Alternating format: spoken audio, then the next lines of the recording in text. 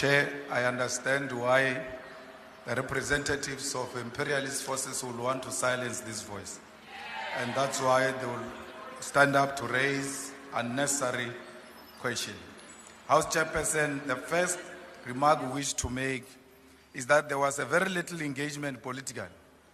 If anything, people want to blackmail us about aid and all sorts of things. But they know very well that there is no reason related to any wrongdoing by South Africa which has led to USA cutting its own aid. You can't say Donald Trump must be elected today and the following day he makes executive orders and then you come here and blame the South African government as if the South African government did not do anything in between. That was a predetermined outcome where he wanted to come into office and punish South Africa for its position on Palestine and many other issues. We must be very clear that we are not going to agree to any form of bullying by anyone. It's a lie that there is farm killings in South Africa. Actually, those who are married in farms and owning farms, they kill each other for money, for policy monies.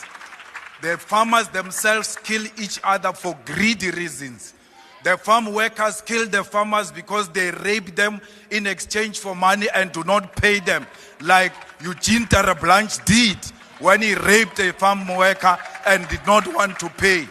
We cannot be told that there are farm murders in South Africa when the farmers themselves are actually killing the farm workers.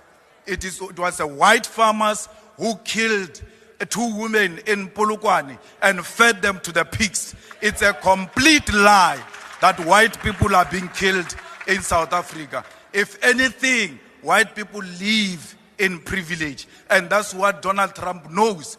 You cannot say Donald Trump is misinformed. They've got the best intelligence equipment in the whole world. They even have a military base next to South Africa in Botswana to listen to every conversation we have. They can tell you what is in private conversation in the executive and everywhere else. They don't need Afriforum. They are using Afriforum as a scapegoat to punish us politically. And we ought to be very clear about that. When the aid came into South Africa at the first place, it was not to help Africans. It was imperialist forces putting the aid into South Africa so that they can control South Africa. And use that aid to always say to you, if you take a political stand against the imperialist forces, we'll always cut the aid. So we ought to have known even then that we're not supposed to entirely rely on the USA.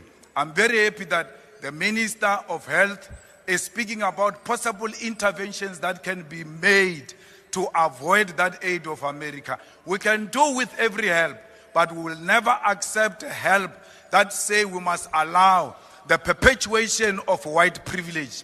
We cannot allow the whiteness to prevail in South Africa because we want to save life. We will save life. America did not save us during apartheid. Children were murdered in 1976. Children were murdered in the 80s. Where was America against apartheid? If America had anything to save an African life, it's a lie. They never wanted to save us. They were never there for us before. Palestine was there for us. Cuba was there for us. Russia was there for us. America will never choose friends for us. Honorable we will member, choose our own your friends. time Thank is you now very much. expired. Thank you.